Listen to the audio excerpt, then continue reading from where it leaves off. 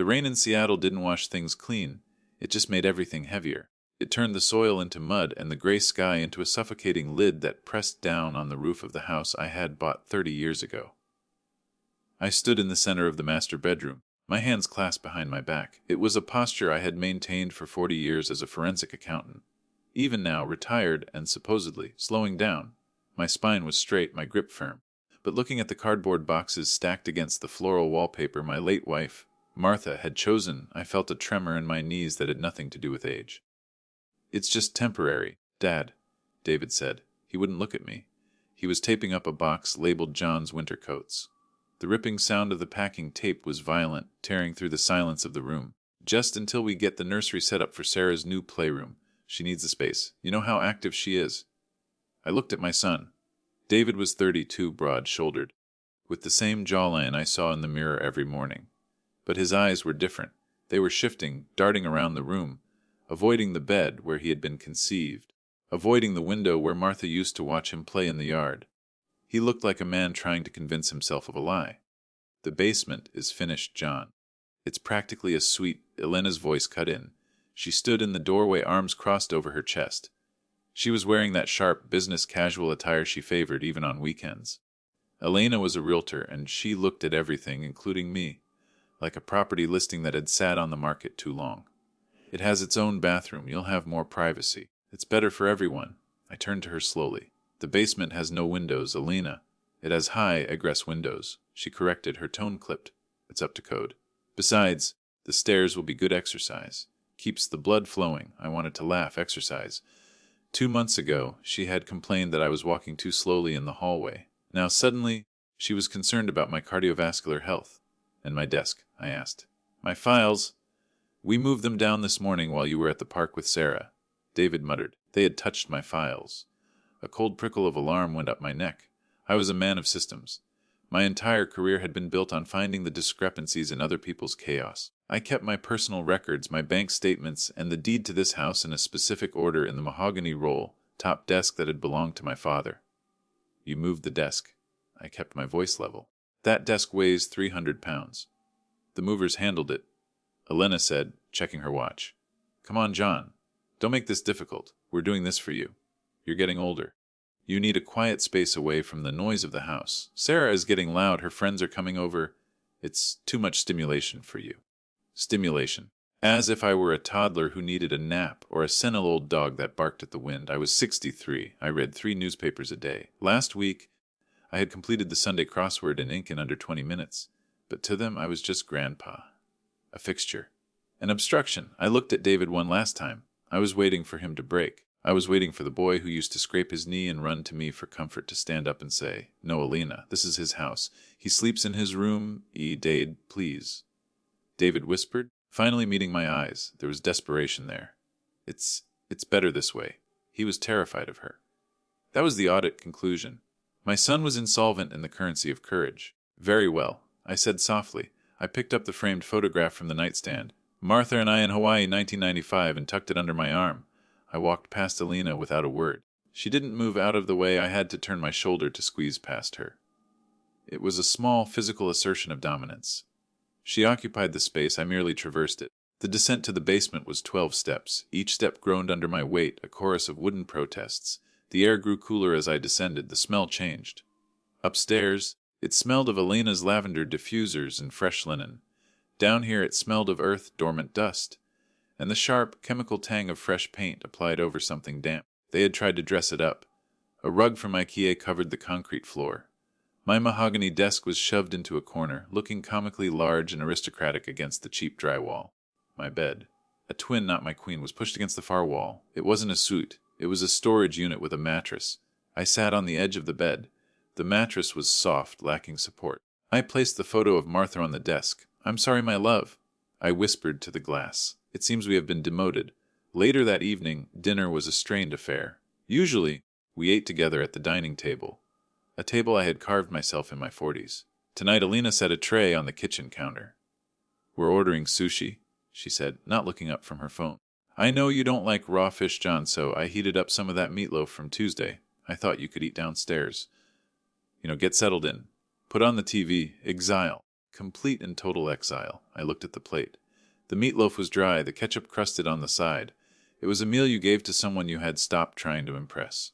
"Thank you, Elena," I said. I took the tray and walked to the basement door. I heard Sarah running in the hallway. "Grandpa!" she yelled. "Are you playing hide and seek in the dungeon?" The dungeon. Even the child saw it for what it was. I turned and forced a smile for her. She was 6, with Martha's eyes and an innocence that hadn't yet been crushed by her mother's ambition. Something like that, sweetie. "Grandpa has a new office. Can I come see?" "Sarah, no!" Elena's voice snapped from the kitchen. "Grandpa is tired. He needs to rest. Don't bother him." I saw the confusion in Sarah's face. She looked at me, then at her mother. "Go on, Sarah," I said gently. "Listen to your mother." I closed the basement door. The click of the latch echoed in the stairwell. I walked down the 12 steps, sat at my desk, and turned on the single lamp. I didn't eat the meatloaf. Instead, I pulled a small, leather-bound notebook from my pocket. I opened it to a fresh page. Date October 14th. Assets or bedroom status seized. Reason provided privacy, safety. Actual observation. Hostile takeover of primary residence territory. David compromised. Elena acting as primary aggressor. I uncapped my pen. I wasn't just a sad old man in a basement. I was an auditor. And I had just opened a new case file. The walls were cold, but my mind was burning hot. They thought they had put me in a box to rot. They didn't realize they had just given me a quiet place to work. 2 weeks passed. The basement became my world. The dampness seeped into my joints, making my morning stretches a ritual of grimaces and pops, but I never complained. Complaining would give them data. It would tell them I was suffering, and suffering was leverage. I maintained a mask of benign compliance. When I came upstairs for coffee, I smiled. When Elena asked how I slept, I said, "Like a log." I washed my own dishes. I folded my own laundry. I became the perfect, invisible ghost they wanted me to be. But ghosts have big ears. The house was old, built in the 1920s. The ventilation system was a network of metal arteries that carried heat, dust, and sound throughout the structure. The main vent in the basement ceiling connected directly to the living room above. It was a Tuesday night. I was sitting in my armchair reading a book on tax law, comfort reading, when I heard the voices. They were muffled at first, then clear as a bell as someone opened the vent register upstairs to let more heat in. "Can't keep doing this, Elena. He's my father." David's voice. He sounded tired. "And we are drowning." "David." Elena's voice was sharp, rising in pitch. "Do you have any idea what the interest rates are doing to the adjustable mortgage? We are underwater." I froze. I lowered the book. Mortgage. I had paid off the mortgage on this house 15 years ago. A check for $42,000 written with a sense of immense freedom. I had transferred the deed to David 5 years ago, after Martha died, as a way to avoid inheritance tax complications later. It was a gesture of trust, a gift. "We can't sell the house while he's living here," David said. "Where would he go?" "The pension doesn't cover a private facility. That's why we need the power of attorney." Elena hissed. "Look, I spoke to Dr. Evans. He said at John's age, cognitive decline can be subjective. If we can show patterns of confusion, memory loss, inability to manage his own affairs—" My heart hammered against my ribs like a trapped bird. Cognitive decline, subjective. They weren't just planning to sell the house I built. They were planning to dismantle me. They wanted to paint me as incompetent, a drooling invalid, so they could take legal control of my remaining assets, my savings, my pension, my investments. He's sharp as a tack L. He does the crossword in pen. David argued. "He's gonna know." "He's depressed, David! Look at him!" Elena argued. "He barely talks. He stays in that basement all day. He's checked out. If we present it right, if we say it's for his own good so we can manage his medical bills, the court will grant it. Once we have POA, we sell the house, put him in that facility in Green Lake. The state funded one, and we use the equity to pay off the debts. The state funded one. A warehouse for the forgotten. A place where they sedated you to keep the noise down." I stood up slowly. My hands were shaking, not from age, but from a rage so pure it felt like ice water in my veins. I had given them everything. I had paid for David's college. I had paid for their wedding. I had handed over $1 million property in Seattle for $1. And this was the return on investment. Betrayal. I don't know. David wavered. "Do you want to lose everything?" Elena demanded. "Do you want Sarah to change schools? Do you want me to go back to work full-time and never see her? It's him or us." David, "Him or us." Silence followed. A long, heavy silence. "Okay," David whispered. "Okay, but how do we prove he's losing it? We help him." Elena said, her voice dropping to a conspiratorial whisper that chilled me to the bone. "We'll move his things. We confuse him." Gaslighting isn't hard when someone is already isolated. If he thinks he's going crazy, he'll sign the papers himself. We won't even need a judge. I sank back into the chair. The book on tax law slid from my lap and hit the floor with a thud. Upstairs, the voices stopped. "What was that?" Elena asked. "Probably just him dropping something. Clumsy," David said. I sat there for a long time, staring at the ceiling. The trust I had for my son didn't just break, it evaporated. It ceased to exist. In forensic accounting, we have a term, the fraud triangle. Pressure, opportunity, rationalization. David had the pressure, debt. Elena had created the opportunity, my isolation, and they had just found their rationalization. It's him or us. I wasn't John, Mike, father and grandfather anymore. I was a liability on their balance sheet. A liability they intended to liquidate. I looked at my hands. They were wrinkled, spotted with age. But they were steady again. "You want a confused old man?" I whispered to the empty basement. "You want a senile, incompetent burden?" I stood up and walked to the mirror, hanging over the small sink. I let my jaw go slack. I widened my eyes, letting them lose focus. I hunched my shoulders forward, shrinking my 6-foot frame into something smaller, frailer. I practiced a tremor in my right hand. Where is my... I mumbled the words, testing the timbre of a voice that had lost its authority. It was convincing. It was terrifyingly easy to look like the victim they wanted to see. "Fine," I said to the mirror, my eyes sharpening back into steel. "I'll give you the performance of a lifetime." But the next morning, the war began. But only one side knew it was a war. I woke up at 5:00 a.m. Usually I would shave, shower, and dress in a button-down shirt and slacks. Today I put on my shirt but missed a button. I put on mismatched socks, one navy, one black, subtle, but noticeable. I didn't shave. The stubble was gray and white, instantly adding 5 years to my face. I walked up the stairs, deliberately dragging my left foot just a fraction of an inch, creating a scuff step rhythm. Alina was in the kitchen packing a lunch for Sarah. David was drinking coffee, staring at his phone. "Good morning, John," Alina said, not turning around. I didn't answer immediately. I stood in the doorway, looking vaguely around the kitchen as if I didn't recognize it. "Dad," David looked up. "You okay?" I blinked rapidly. I was looking for Martha. Has she come down yet?" The room went dead silent. David put his coffee cup down. "Dom died 5 years ago." I looked at him, letting a look of genuine hurt and confusion wash over my face. I channeled the grief I still felt, the raw hole in my chest, and let it twist my expression. "What? No, we were discussing the garden yesterday." Elena turned around slowly. Her eyes were wide, scanning my face. She wasn't concerned. She was delighted. She was trying to hide it, but I saw the spark. "It's happening," she was thinking. "It's actually happening, John," she said, her voice dripping with fake sympathy. "You're confused. Martha has been gone a long time. Come, sit down. You look pale." She guided me to a chair. I let her handle me like a porcelain doll. I sat heavily, staring at my hands. I forgot. I whispered. "How could I forget? It happens." Elena soothed, patting my shoulder. "You're under a lot of stress with the move. David, get your father some water." As David turned to the sink, Elena looked at him and gave a small, distinct nod. "See," that nod said, "I told you." Over the next 3 days, I escalated the campaign. I hid my own reading glasses in the refrigerator. When David found them, I accused the cleaning lady of stealing them. We didn't have a cleaning lady. I asked Sarah the same question 3 times in 10 minutes. "How is school, sweetie?" By the 3rd time, Sarah looked at her mother with worry. "Mommy, why does Grandpa keep asking that?" "Grandpa is just tired, baby," Elena said, a smile playing on her lips. But while I played the fool during the day, I worked at night. My objective was clear. I needed to know the extent of the financial damage. David had mentioned embezzlement, or fraud in my mind, spending my money. I needed proof. My financial records, the current ones, were digital, but the passwords were in a small black book locked in the safe in David's office, formerly my office. I knew the combination to the safe. It was my birthday. Unless they had changed it. Wednesday night, 2:00 a.m. The house was silent. I slipped out of the basement. I didn't drag my foot. I moved with the silent precision of a man who had stalked white-collar criminals for decades. I avoided the creaky 3rd step on the main staircase. I reached the office door, locked, of course. Elena was thorough, but Elena was also lazy. Above the door frame, there was a ledge. When David was a teenager, we used to hide a spare key there. It was a habit. People repeat habits. I reached up, my fingers brushing the dust. Metal, I smiled in the dark. "Got you." I unlocked the door and slipped inside. The smell of the room hit me. It still smelled like my old pipe tobacco, faintly underneath David's cheap cologne. I went to the wall safe behind the painting of the ship. I spun the dial. Left to 10. Right to 14, left to 63. Click. They hadn't changed it. Laziness. Arrogance. They thought I was too stupid to remember or too weak to try. I opened the heavy door.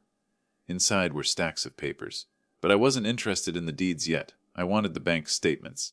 I found a folder labeled Dad's Acts. I opened it and the number screamed at me. Withdrawal 5,000 home repair. So there had been no repairs. Withdrawal a 2,500 medical expenses. I hadn't seen a doctor in 6 months. Withdrawal and 12,000 to credit card payoffs. Not my card, David's. They had power of attorney over one of my checking accounts, a convenience I had set up years ago for groceries. They were draining it. But then I found the real smoking gun. A letter from the bank. Notice of default. David hadn't just spent my cash. He had taken out a home equity line of credit. Halo C of on the house in his name using the deed I gave him. He had borrowed 200,000 against the equity. And where did the money go? I flipped through the pages. Cryptocurrency exchange transfers. Online gambling sites. Luxury car lease payments. My son wasn't just struggling with the cost of living. He was a gambler. He was bleeding money, and he was using my life's work as his tourniquet. I felt a wave of nausea. This was worse than I thought. This wasn't just survival. This was gross negligence and theft. I pulled out my smartphone, a model they thought I barely knew how to use. I switched to the camera app. I photographed every page, every withdrawal, every gambling debt. I put everything back exactly as I found it. I locked the safe. I locked the door. I returned the key to the ledge. I crept back down to the basement. I sat on my bed, staring at the glowing screen of my phone. The evidence was secured. Phase 1 of my investigation was complete. They thought I was losing my mind. In reality, I was the only one in this house who knew exactly what the score was.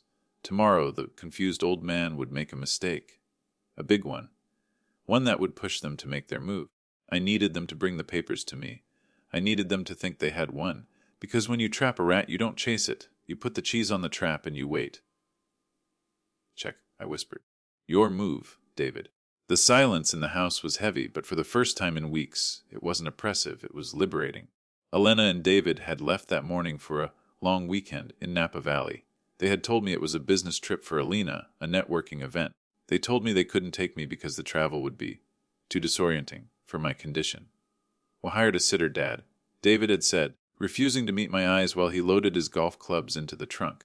Mrs. Higgins. She'll come by twice a day to check your meals and make sure you take your pills. They were using my money to pay for a vacation to escape the guilt of stealing my money. The irony was so rich it tasted like blood in my mouth. As soon as their SUV disappeared down the driveway, I dropped the shuffle. My spine straightened. The confused, foggy look in my eyes sharpened into the cold, calculated gaze of a forensic auditor. Mrs. Higgins was a sweet, elderly woman who spent most of her time watching soap operas on her iPad. I told her I was going to take a nap. She didn't check on me. I didn't nap. I went to work. I had the bank statements, but bank statements only tell you where money went, not why. To understand the intent, to prove the malice necessary for what I planned to do, I needed their personal records. Elena was messy. She was arrogant, which made her careless. She believed I was a senile old man who couldn't navigate a remote control, let alone a complex filing system. She kept a locked filing cabinet in the guest room closet, which she now used as her home office. The lock was a joke, a simple wafer tumbler. I picked it with a modified paperclip in 12 seconds. I pulled the drawers open. The smell of cheap perfume wafted out. I flipped past the house deeds and the car leases. I was looking for the shadow ledger. Every fraudster has one. They need to keep track of their own lies. I found it tucked inside a folder labeled Sarah School Fund. It wasn't a school fund. It was a blueprint of my destruction. It was a handwritten notebook. Elena's frantic scrawl filling the pages. I sat on the floor, the sunlight hitting the dust motes dancing in the air, and began to read. October 3rd, transfer 4,000 from John's savings. Note. Tell David it's for plumbing repairs. October 10th, sell John's vintage watch collection. Estimated value of 15,000. Pawn shop on 4th. My breath hitched. My watch collection. My father's Patek Philippe.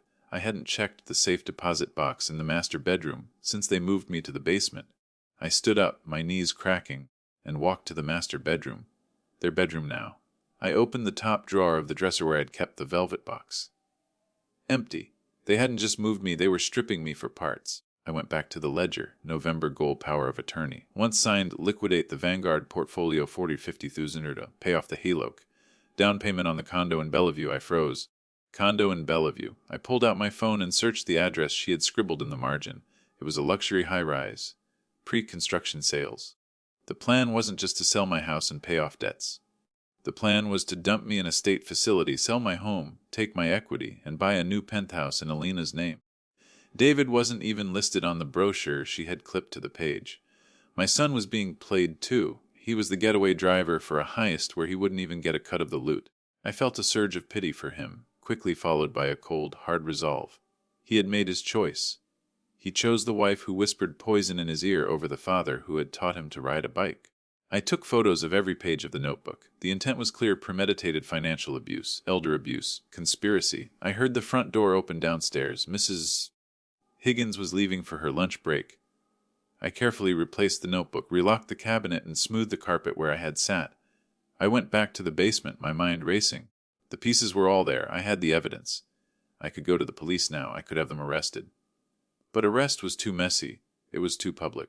And it wouldn't teach them the lesson they needed to learn. I didn't just want justice. I wanted correction. I sat at my desk and pulled out a fresh sheet of paper. I began to draft a letter. It wasn't to the police. It was to Mr. Sterling, my oldest friend and the most ruthless estate attorney in the Pacific Northwest. Dear Robert, the game is afoot. The timeline has accelerated. They are aiming for the Vanguard accounts next week. Initiate Protocol 7. I will need you at the house on Saturday. Come at 1600 p.m. Wear the gray suit. You are not my lawyer. You are just old Bob from the fishing club. P.S. Bring the papers we discussed in 2018, the irrevocable ones. I folded the letter. I would mail it tomorrow during my morning walk. When Elena and David returned on Sunday evening, they found me sitting in the living room, staring blankly at the TV, which was turned off. David asked, dropping his bags. He looked sunburnt and guilty. We're back. I looked at him, letting my mouth hang open slightly. I blinked as if trying to recognize him.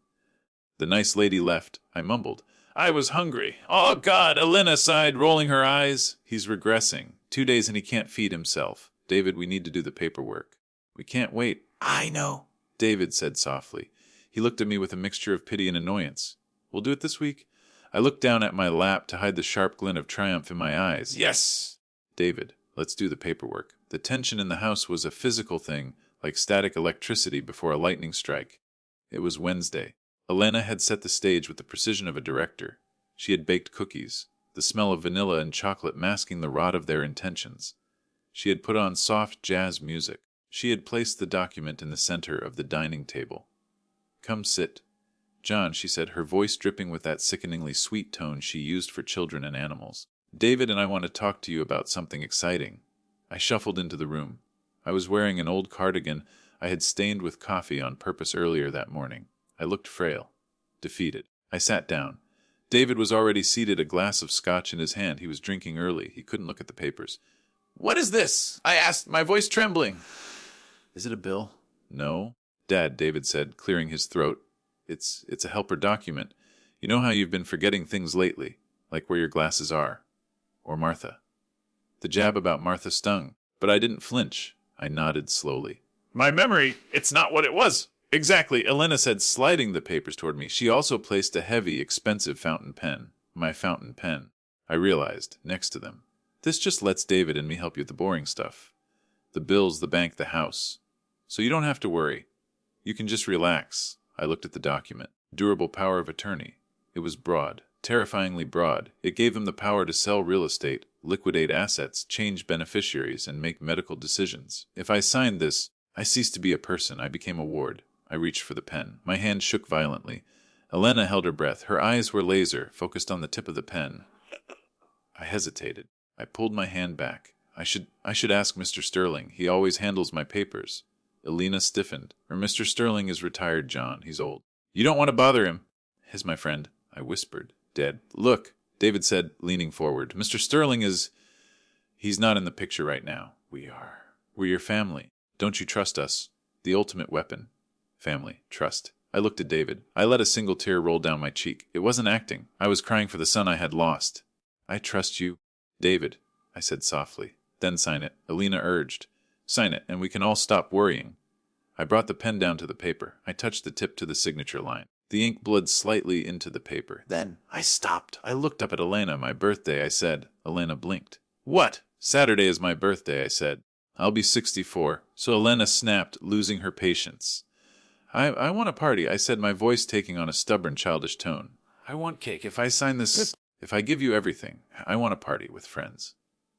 Elena looked at David. She was furious, but she saw the leverage.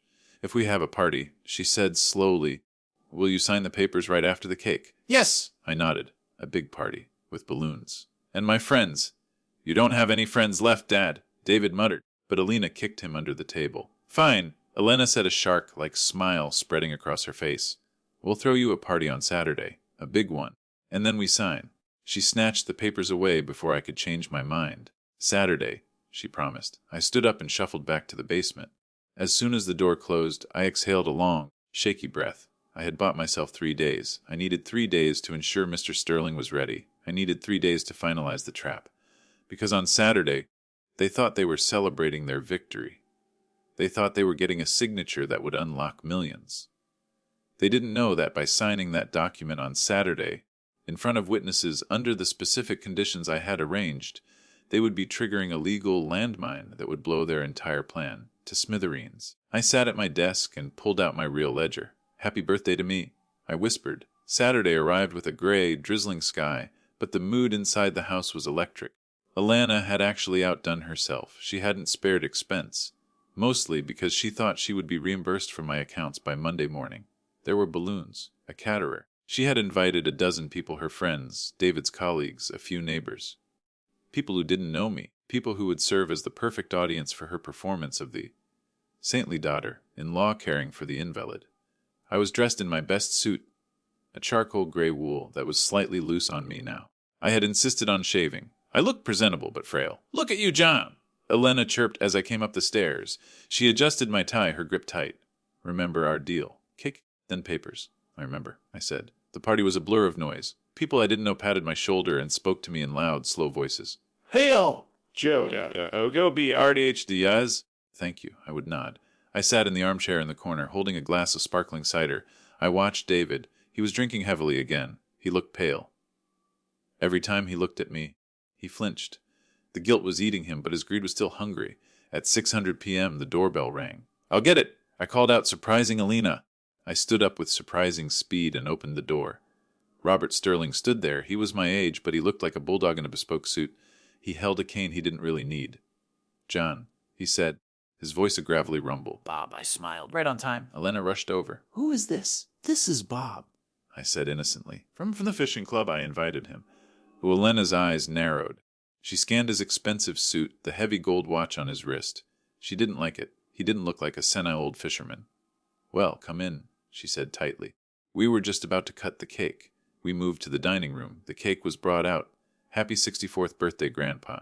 Sarah blew out the candles because I didn't have the breath. Everyone clapped. Speech, one of Elena's friends yelled. Elena stepped forward. Actually, she beamed, placing a hand on my shoulder. John has a little announcement. A changing of the guard, so to speak. John has decided to let David and me help him manage his affairs so he can enjoy his retirement without worry. She pulled the folder from the sideboard. She placed it on the table, right next to the cake. John, she held out the pen. The room went quiet. The guests watched, sensing the gravity of the moment. This was the public seal of approval Alina wanted. I stood up. I took the pen. I looked at David. Son, are you sure about this? David looked down at his shoes. It's for the best, Dad. Very well, I said. I bent down to sign. OBJTON, the word cracked through the room like a whip. Mister. Sterling stepped forward. He wasn't leaning on his cane anymore. He was holding it like a weapon. Excuse me. Elena snapped. Who do you think you are? Robert Sterling, attorney at law, he said, reaching into his jacket pocket. And I represent Mr. John Mike. John doesn't have a lawyer. Elena laughed nervously. He's confused. He thinks you go fishing together. We do go fishing. Sterling smiled, a cold shark-like grin. We fish for fraud. And it seems we've caught a big one.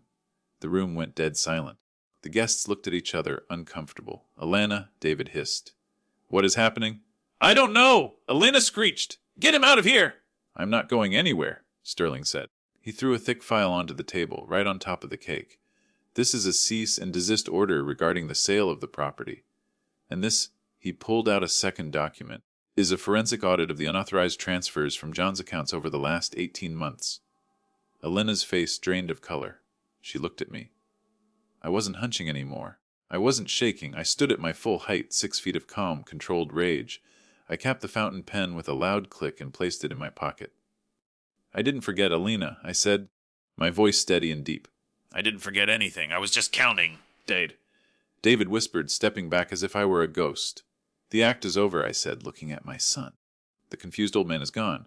The auditor is here. I looked at the guests. I think you should all leave. This is about to become a very private family matter. As the guests scrambled for their coats, murmuring in shock, I saw Alina's hands curling into fists. She wasn't defeated yet. She was cornered. And a cornered animal is dangerous. You think you're smart, she hissed, the mask of the loving daughter. In-law falling away completely to reveal the predator beneath. You're still a crazy old man. No judge will believe you over us. We have the doctors lined up. Elena, I said softly. I don't need a judge. I have the receipts. Mr. Sterling opened the file. Shall we begin the deposition, Mrs. Mike? Or would you prefer to call the police yourself? The front door clicked shut behind the last guest. The house, usually filled with the manufactured noise of Elena's ambition, fell into a tomb like silence. The party decorations, balloons in gold and black, bobbed aimlessly in the draft, looking like silent spectators to an execution. Elena stood by the dining table, her hands gripping the edge so hard her knuckles were white. David had collapsed onto a chair, his head in his hands. You can't do this, Elena said. Her voice was trembling, but not with fear, with fury. She turned to me, her eyes manic. We have rights! We have residency! You can't just bring a lawyer into my house and threaten us. I took a slow sip of the sparkling cider I was still holding. Your house, I asked calmly. Yes, my house! Elena shrieked. David's house? You signed the deed over 5 years ago. It's in his name. We let you live here out of charity. Mr. Sterling cleared his throat. It was a dry, dismissive sound. He opened the file on the table and pulled out a document stamped with the county seal. Actually, Mrs. Mike, Sterling said, adjusting his glasses. That's a common misconception. John did sign a deed transferring the property to a trust 5 years ago. The John Mike Family Trust. Exactly. Elena snapped. And David is the trustee. David was the successor trustee, Sterling corrected gently. But John is the grantor, and the trust is revocable. Elena froze. The legal term hung in the air like smoke. Revocable, David whispered, looking up. It means, I said, stepping forward, that I can take it back at any time, especially if the beneficiaries violate the terms of the trust. What terms? Elena spat. There were no terms? Clause 4, Section B, Sterling recited from memory. The grantor reserves the right to revoke all property interests in the event of proven financial malfeasance, elder abuse, or gross negligence by the successor trustee. Sterling slid the photos I had taken, the gambling debts, the crypto transfers, the luxury car leases, across the table. They fanned out like a winning poker hand. Embezzlement is malfeasance, David, I said softly. You broke the contract. David stared at the photos of his online betting accounts. The color drained from his face until he looked like a corpse. I was going to pay it back. Dad, he stammered. I swear, just one big win. Stop it! Elena slammed her hand on the table. This is a bluff. You can't revoke a deed just like that. We have squatters' rights. We have a child. You can't kick us out. I looked at Sarah's empty chair. A pang of sorrow hit me. Sarah was the innocent casualty in this war. I'm not kicking Sarah out, I said, but you have 30 days. 30 days? Elena laughed hysterically. To go where? We put everything into the payments for the new condo. We don't have cash for a deposit on an apartment. That sounds like a liquidity problem, I said, using the same cold tone Elena had used when she denied me a proper dinner. Perhaps you should check your budget. You evil old bastard, Elena hissed. She lunged toward me. It happened fast. David stood up, but he was too slow. Elena's hand was raised, her nails aimed at my face. Sterling didn't move, but he didn't have to. I caught her wrist. My grip was iron. The frail old man was gone. I held her wrist in midair, looking her dead in the eye. Don't, I said. My voice was a low growl. Do not add assault to your list of felonies, Elena. Mr. Sterling is a witness. She gasped, trying to pull away, but I held her for a second longer, letting her feel the strength she had underestimated. Then I released her with a shove. She stumbled back against the sideboard. Get out of my sight, I said. This isn't over, she screamed. I'll sue you. I'll take Sarah and you'll never see her again. I'll tell the court you're insane. Go ahead, Sterling said, bored. We have the audio recordings from the baby monitor. The gaslighting conversation. It's admissible as evidence of conspiracy to commit fraud. Elena stopped. Her mouth opened, but no sound came out. You recorded us? David whispered. You put a listening device in my room? David, I said.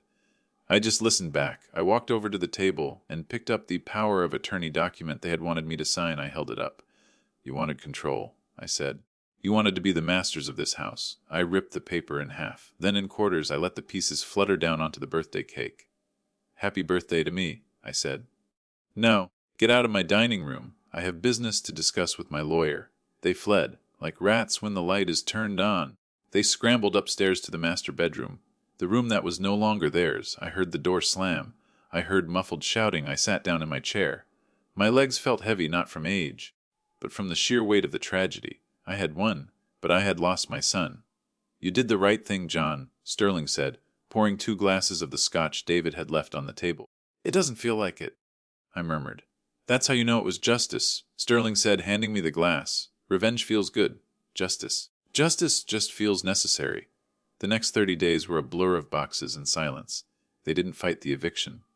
Sterling had made it clear that if they tried to stay, he would file criminal charges for the theft of the $200,000. It was a plea deal, leave quietly, and we don't send David to prison. They found a small apartment in a rougher part of town. Elena's luxury car was repossessed. David took a job as a shift manager at a warehouse, hard physical labor. It was the first honest work he had done in years. On the day they moved out, I stood on the porch. David carried the last box to the rental truck. He stopped at the bottom of the steps. He looked older. The arrogance was gone, replaced by a hollow shame. Dad, he said. He didn't look at me. He looked at the ground. I don't know what to say. There is nothing to say, David, I replied. You made your choices. You bet against your own father. I know, he choked out. I'm sorry, I know you are, I said. But sorry doesn't refill the bank account, and it doesn't fix the trust. The Alina walked past him. She didn't look at me. She refused to acknowledge my existence. Her hate was the only thing holding her together. Then came Sarah. She was clutching her teddy bear. She looked confused and scared. Grandpa, she asked, are you coming? My heart broke. I walked down the steps and knelt in front of her. I ignored her mother's glare. No, sweetie? I said, brushing a hair from her face. Grandpa has to stay here and watch the house. But you're going on an adventure. I don't want to go, she whispered. Mommy is always yelling now. I pulled her into a hug. Listen to me, Sarah. You are strong. You are smart. And no matter where you are, Grandpa is always watching out for you. Okay? I slipped a small envelope into her pocket. Don't open this until you're alone. It's a secret code. Sarah! Let's go! Elena yelled from the truck. I kissed her forehead and stood up. I watched them drive away. The truck turned the corner and disappeared. I was alone in the big, empty house. I walked back inside. The silence was different now. It was peaceful. I went to the basement one last time. I began to carry my things back upstairs. It took me all day. I moved my clothes back to the master bedroom. I put Martha's picture back on the nightstand. That evening, Mr. Sterling came over with the final paperwork. The restructuring is complete, he said, laying the heavy binder on my desk. I opened it. The Sarah Mike Education and Welfare Trust. We had taken what was left of my savings, plus the equity in the house, and locked it down. So how does it work? I asked. It's an ironclad skip generation trust, Sterling explained. Not a penny goes to David or Alina. They can't touch it. They can't borrow against it. But, he pointed to a clause, Sarah's tuition is paid directly to the schools. Her medical bills are paid directly to the providers, and when she turns 25, the principal unlocks for her. I nodded. Good. And the allowance? Was set up the stipend, Sterling said. It pays for Sarah's clothes and food, but the checks are made out to vendors, not to Alina. Elena can't siphon it off her handbags. I leaned back in my chair. So I'm paying for my granddaughter, but starving the parasites. Precisely. Sterling smiled. You've cut off the fuel supply to Alina's greed, but you've built a fortress around Sarah's future. I looked out the window. The sun was setting, painting the sky in shades of purple and gold. I picked up the phone. I dialed a number. Hello. David's voice. He sounded exhausted. David, I said. Check your email. Dade. What? I just sent you a copy of the new trust, I said. Sarah is taken care of. Her school, her college, her health. It's all paid for. There was a long silence on the other end. I heard him crying. Thank you, wept. Oh, God, thank you. We didn't know how we were going to pay for her school next month. I didn't do it for you, I said coldly. And David, yes, the trust has a condition. If you or Elena ever try to contest my will, or if you ever try to prevent me from seeing Sarah, the funding stops, instantly. Sarah goes to public school, and you pay for it. I understand, David sobbed. I promise. We won't try anything. Good, I said. Bring her by on Sundays. Alone, I hung up the phone. I sat there in the quiet of my office. I was 64 years old, I had lost my wife. I had been betrayed by my son. I had been humiliated and dehumanized. But I was still here. I was still standing. I was the king of my castle again. I opened my ledger one last time. Case status closed. Assets secured. Lesson delivered. I closed the book and placed my hand on it. They had tried to bury me. They forgot that I was a seed. More lesso. What we just witnessed wasn't just a story about a bad son or a greedy daughter-in-law. It was a masterclass in the underestimation bias. Elena and David made a fatal mistake that destroyers of families often make. They confuse silence with weakness. Elena fits the psychological profile of the narcissistic opportunist. She saw John not as a person, but as a resource, an obstacle occupying square footage. Her greed blinded her. She was so focused on the future wealth she felt entitled to the condo, the status, that she failed to audit the present reality. She assumed that, because John was old, he was obsolete. David represents the enabler. He is the tragedy of this story. He loved his father, but he lacked the moral courage to stand up to his wife's ambition. His guilt paralyzed him, making him complicit. He proves that passive participation in evil is still evil. But John is the silent winner. He teaches us the most powerful lesson of all: dignity is a strategy. When they insulted him, he stayed quiet. When they moved him to the basement, he observed. When they gaslit him, he took notes. John didn't win by shouting. He didn't win by using violence. He won by using the very tools they tried to take from him: his mind, his systems, and his patience. He proved that in a war between loud greed and quiet intelligence, intelligence always wins in the long game. The morale. The lesson: be careful who you step on to get to the top. Because the person you are stepping on might be the one holding the foundation of your entire life together. When you break the foundation, you are the one who falls. If you were John, would you have forgiven David, or was cutting him out of the trust the only way to truly protect the family? Let me know in the comments below. I read every single one.